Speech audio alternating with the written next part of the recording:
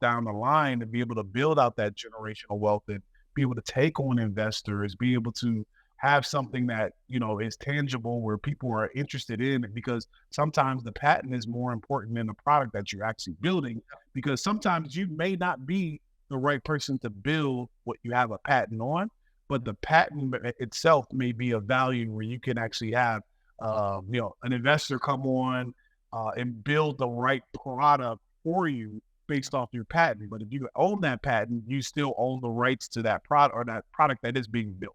And case in point, I literally just had an interview yesterday who it was a gentleman. They started the company. I'm not sure if you heard Paddle Smash. It was actually on Shark Tank as well. Ooh, It takes it's essentially a combination of spike ball and pickleball, which we all know pickleball is a growing game here in the, yeah, North America. So it took those elements and combined it into a game called Paddle Smash.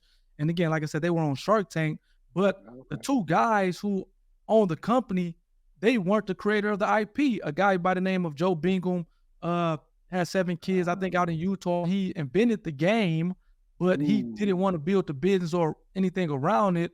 He ended up kind of was friends with one of the guys yeah, and was like, okay, let's figure this thing out. So he right, owns or he doesn't own the patent, but he's an inventor on the patent, and right. he essentially assigned his rights to Tim and Scott, who built the company up off of Got it, and it. they give him a royalty. So now Yeah, he's yeah, yeah. every quarter he's collecting a royalty check just for having invented the game and invented the game, even though he's not running a business. He has no interest in dealing with the day-to-day of running the business. We Right. all talked about, which we talked about earlier, is can be, it's not for the faint of heart. It's not for everybody, but still Yeah, having that IP, having that invention, he was able to license it to someone who took the baton and can go forward with it, bring things to just kind of bring things out to reality or to the forefront and pay him a royalty. So again, I yeah, think to your point, this is another a way about doing things that we should look at harder.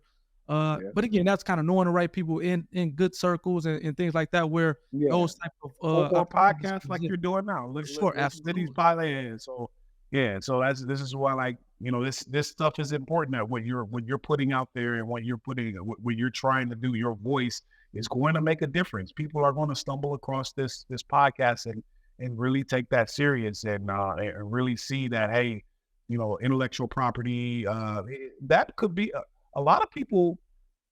I would even imagine a lot of people don't even, they just have intellectual property. Right. They create patents on things, and that's their business. That's how they live off these royalties of Yep. what they create. They don't even have businesses.